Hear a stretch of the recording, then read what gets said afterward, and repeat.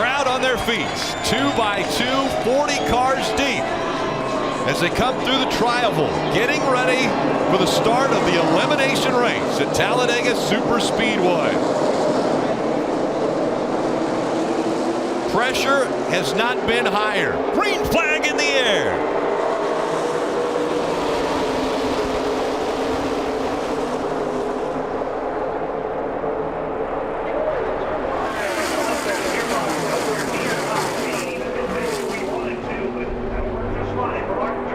It's always a tense time for the drivers. This is the first time they've been in a pack like this. They've been here for 2 days, but in the practice you get on Friday, you get a pack of maybe 12 cars at the most. This is the first time they've been on the racetrack with this many cars. And look at how they spread out going down the backstretch.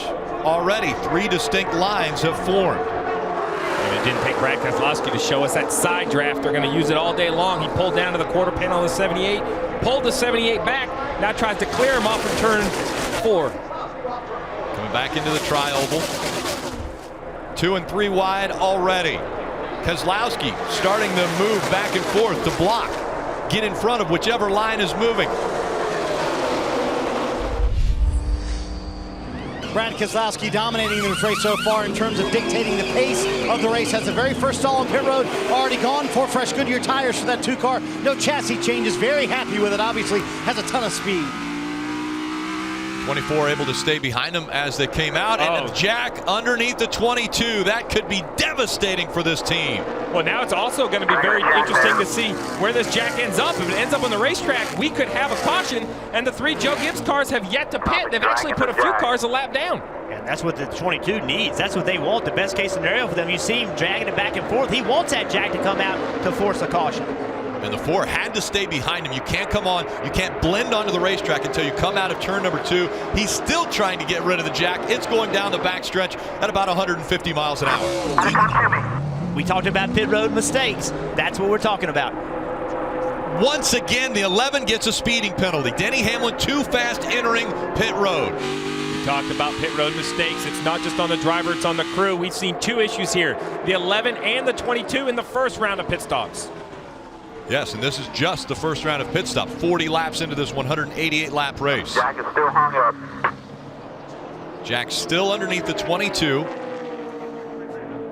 It made it all the way around the racetrack without coming undone.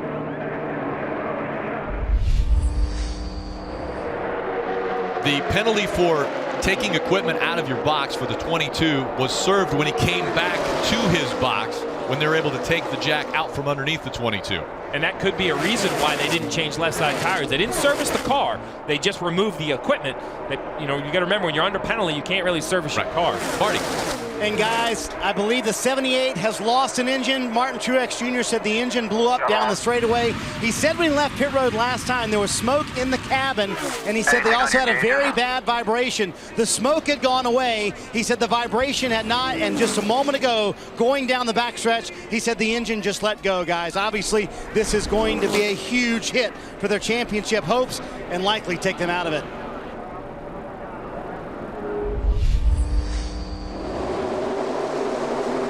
Getting up to speed, the 2 of Brad Keselowski, quite a bit slower than the 17 of Ricky Stenhouse Jr. on that restart.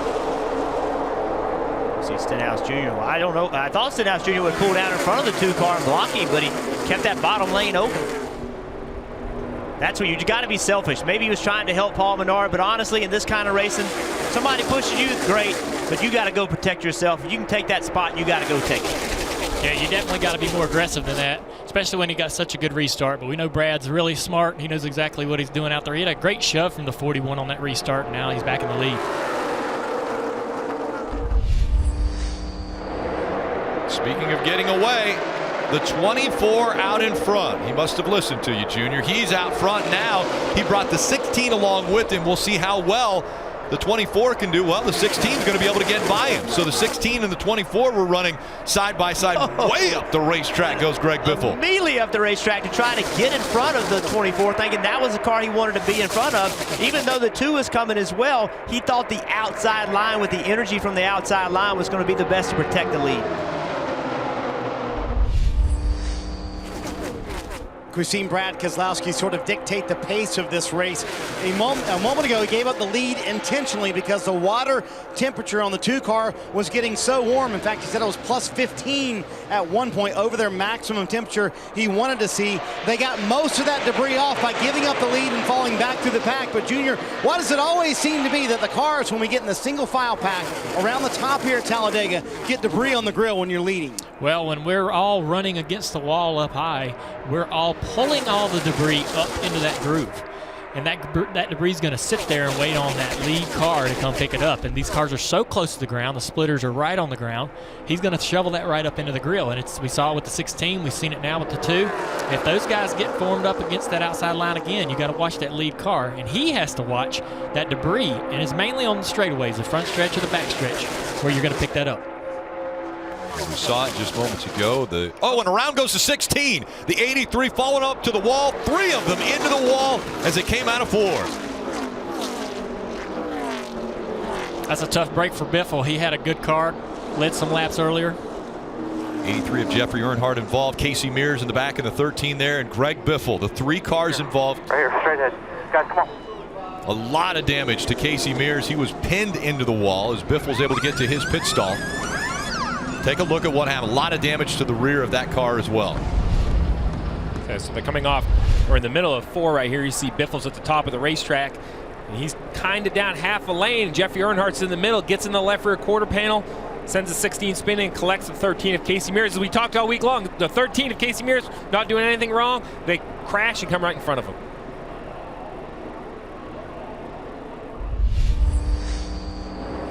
Two by two once again. Denny Hamlin on the high line. Kyle Larson down below as they enter the restart zone. Green flag back in the air. We have teammates on the inside row. Kyle Larson and Jamie McMurray both took 2 tires to gain the track position.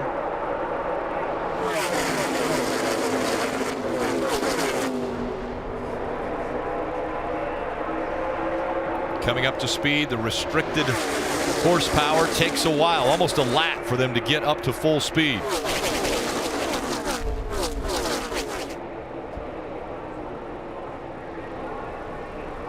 Breaking into 2 and 3 wide already as they go into turn 3. And this is the risk of pulling out of line. Ryan Blaney thought he had a little bit of a run, pulled out of line. Brad Keselowski knew better. He knew the 21 didn't have that momentum, so he stayed in line, and he's going to shuffle the 21 out. Joey Logano had the issue with the jack. Took it all the way around the track. Came back onto pit road. They removed the jack. Joey Logano in the top 5. Well, how about Denny Hamlin had a speeding penalty, recovered from that. You were right, though. That caution when it came out for both of those cars really saved them. They were both in trouble, and the first caution of the day came right out after their issues. So now's a chance for Brad Keselowski. He had a big push from the 41 of Kurt Busch. Trying to take advantage of it. He shot up the racetrack just in front of the 21. Yeah, when he did that, look what happened to Kurt Busch. It moved him to the back. Keselowski, big aggressive move to the bottom. There he goes, trying to get side by side with the 11 for the lead. Goes up, a little side draft on the left rear quarter panel, just enough time to stop the 11 and convince the 21 to go with him. That was perfectly timed by Ryan Blaney. Yeah, I'm sorry, I didn't mean to step over the 21, side draft the 11, and when he did, that's why Keselowski was able to clear the 11.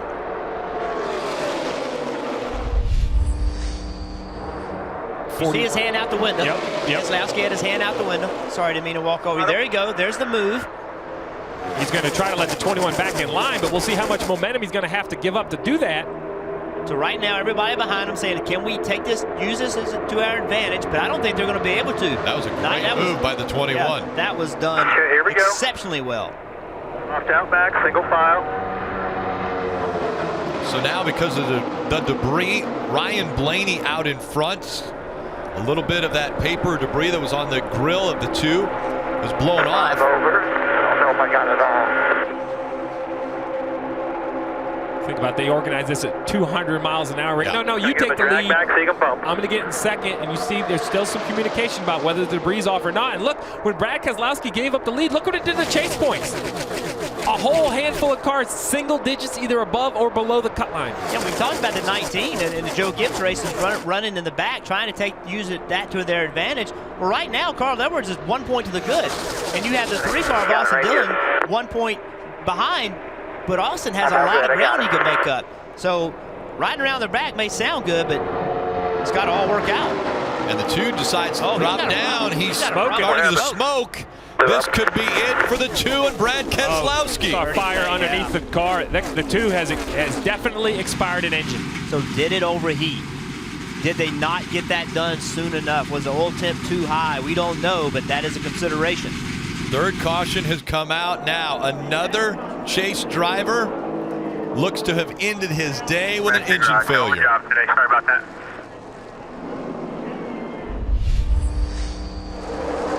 Back to racing. Joey Logano on the high side. Kevin Harvick down low. Look at the gap behind Logano. The 44 is not on his rear bumper, although the car behind Bowman, behind Harvick, is not on Harvick's bumper. Side by side for the lead. And here comes the pushes. That second row has now caught the front row. Who's going to pull out a line? Will Denny Hamlin continue to push? They spread out as they come off at 2. The 22 has the advantage. Can he hang on to it? Here comes the 4 on the bottom. Brian Scott in the 44 trying to push the 22. They've separated themselves. Here comes the 88 of Alex Bowman. Once again, side drafting as they come out of 4. Into the tri-oval. Logano with the advantage. He moves down to the double yellow line.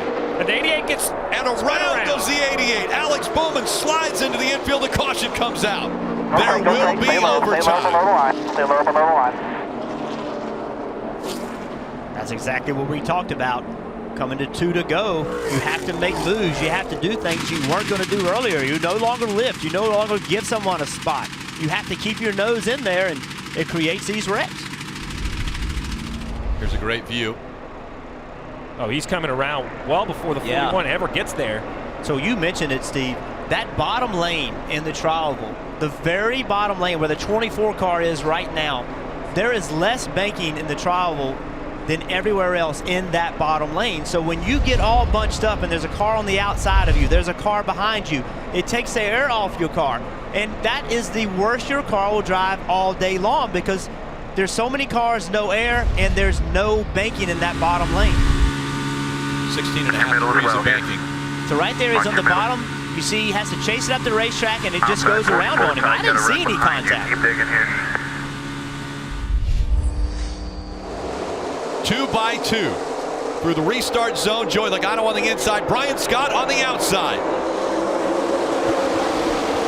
Kevin Harvick doing a really nice job of pushing Logano. It's exactly what Logano needs. Now he's clear of Scott. The inside line is rolling just a little bit quicker.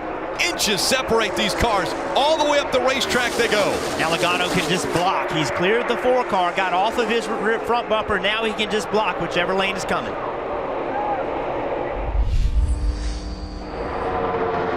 A huge gap between the 22 and the 44 as they enter turn 3 for the final time. Up the racetrack, the 22 goes, blocking the 44. Coming out of turn 4. A long ways back to the checkered flag. 3 and 4 wide, fighting for position. Joey Logano through the tri-oval. Logano wins at Talladega. Next round. Yeah. Victory lane at Talladega, and Joey Logano is going to come out of the top of the 22 car. Why not? That's a way to celebrate. Let's see this dismount. Now you got to get out of there. Clutch win for this race team all week long. He said he was looking forward to this race, and now we know why. Joey, when you were dragging a jack around the racetrack, did you think that this might not be your day and you might not end up here in Victory Lane? Plenty early enough in the day that that mistake happened, and no one got worked up. Everyone stayed focused in on their job, and man, it just feels good to win on a clutch moment like that. And coming here with the pressure on, and this team excels when that happens. So what an awesome race, fun race for the Shell Pennzoil Ford. I think AAA, Autos Trader, AutoZone, Ford, Roush Yates Motors. I think we ran like a champ today. SKF Snap-on, Coca-Cola and Wheels Up. What a great day, man. That was awesome. It feels so good to win here. As you never know you have it to the end, but how about Brian Scott there doing a couple fours there, racing for the win? That was pretty cool.